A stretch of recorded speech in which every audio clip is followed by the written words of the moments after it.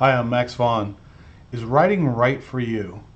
It's a pretty interesting question because generally I like to think of writing as inclusive and not exclusive. I really hated this concept in previous years where you'd send out your manuscript, you get a little form letter back and it says, no thanks, and you really learn nothing out of that, and that's just a terrible thing. But that said, these days it's much more inclusive and there's so many ways that you can learn and grow as a writer, and those are wonderful things, and it makes it so much more accessible for anyone who really wants to pursue this. But the question is, I think I'm trying to get at here, is this really right for you? I mean, how do you know you're a writer, or what would make you want to pursue this? Because it's not a trivial thing. um, it takes a lot of work and dedication, and obviously, not everybody has that, or not everybody has the commitment level of what it takes to do something professionally, or to make money from it, or to make it even, I mean, the best standard for it would be, is it worth someone else's time to read? And to be able to bring your stuff up to that level where it really is worthy of someone else's eyeballs is a great thing. But you've got to put the time in to make that happen. First of all, are you inspired? Um, and one way you might know that is if you're a fan. How deep do you go into stuff? Do you follow it around? Do you have to see every Marvel movie that comes out, or are you an avid reader? You just pile up the books, and you can't wait for the next release. Um, is there something that you feel you have to say that others aren't saying? Is there something that you bring to it? And that really kind of gets into your unique voice, very important. Are you naturally creative? I mean, do you have a lot of ideas, or is this something really forced? Because if you don't have ideas and you're sitting there on the page, it's not just going to magically come when you start writing. Can you commit to long-term projects? I mean, that's huge, because it's not a trivial thing. It's not going to happen in a week, months. You're going to probably measure it in years if you're just starting. Um, and you don't necessarily have to say, okay, I'm signing up for the Army and I'm going to go in, it's going to take forever. But you do have to be aware that it's a process and it's something you're going to develop over time. And then, do you think like a writer? Do you notice little details that might be interesting to put inside of a story? So those are all some things that you want to think about, like whether you might be a match for this. There's a real interesting book that I read, Outliers by Malcolm Gladwell, and he talks about a 10,000 hour threshold to really master something.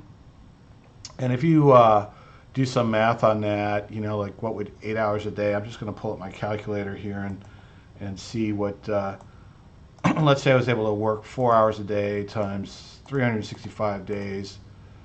That would be 1,400 hours. So let's just say by six. So it'd take me maybe 7 years at that rate, at 4 hours a day, to have 10,000 hours in as a writer. So, thinking back over my own life, yeah, I've probably done that. Um, Unfortunately, I didn't keep track of it, so I don't really have any way to know. But it's one way to measure, and it's to look at the size and scope of what you have to do. There's another way maybe of looking at it, and J.K. Rowling kind of mentioned this in one of her videos, of writing 1 million words. And for fantasy fiction, I don't think I'm quite there. I'm more around 700,000-ish. But over the course of my life, I've written over 1 million words. And, I think that amount of writing is enough to really, for you to have a grounding in writing. Now, that's not to say that the amount of writing alone is going to get you there. It's really, let's go back to the slideshow here. There's a commitment to education, and that's not to be understated. If you're not willing to learn new things, it's unlikely you're going to come out of the box just ready to wow the world as a writer. You got to put a lot of time and effort to learning technique and really studying what other writers do successfully. And that's probably on the level of a college education. I mean, you can condense it down and do it really fast. I certainly have, but that's a commitment in and of itself. Reading books on technique. Maybe eventually you write one. Who knows? But it's not just going to happen by osmosis. You're not going to figure out all the little things that you need to learn and grow as a writer without digging in deep. Um, Work ethic is a huge thing, and you know yourself whether you have that or not. I mean, you're going to have to set goals. You're going to have to push yourself at a daily word count. Um, there's research, and that time thing. Like somebody asked me, do you work out? And my answer is no. I don't have time. And they go, wow, look at my belly. And maybe you can't see it, but um, I'm not a skinny person, and hence, I have no time to work out, hence the belly, and if you want to write, but you don't have time to write, then you're going to have zero success. There's no chance. So if time is not something you can manage, or, you think, well, maybe if I write a half hour a day, I mean, starting there is certainly fine, but pursuing it as a vocation is going to take more than that. And it's some people ask, well, do you write every day? You got to do something related to it every day. If it's not writing, it's something else, but some kind of dedication to it, because it's not gonna write itself, and your skill level isn't going to grow without effort.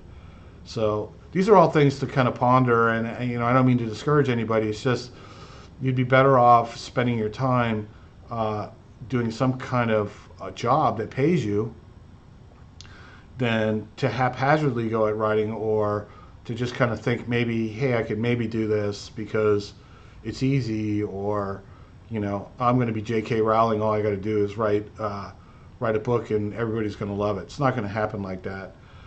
That's me kind of throwing some shade on this idea of I'm just going to trip over success. It doesn't really work that way, and if you don't feel like you can commit to things, and it's probably not the right path for you. That said, like we're gonna, move right along here and get into the fun parts of this course. There's a lot of upside, and the barrier to entry to writing is low. And I'm going to keep saying that, but it is. It's the one thing that it requires is a lot of effort. High effort, low barriers to entry in terms of cost and other types of things.